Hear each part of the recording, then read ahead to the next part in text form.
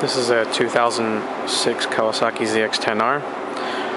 The purpose of this video is to capture a suspicious noise coming from the engine. I think that it could be a piston rod or rod knocking.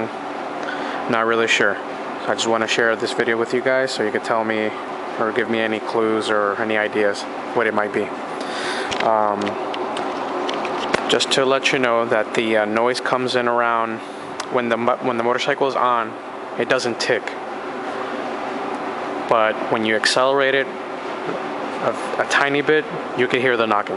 Hopefully the recording will capture the noise.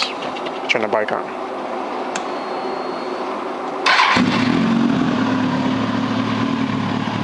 It's coming around this area.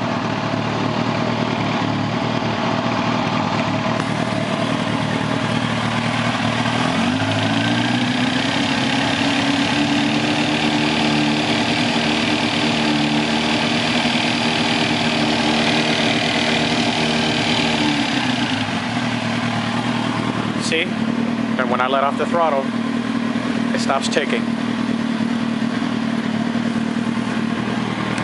Let me go at it again.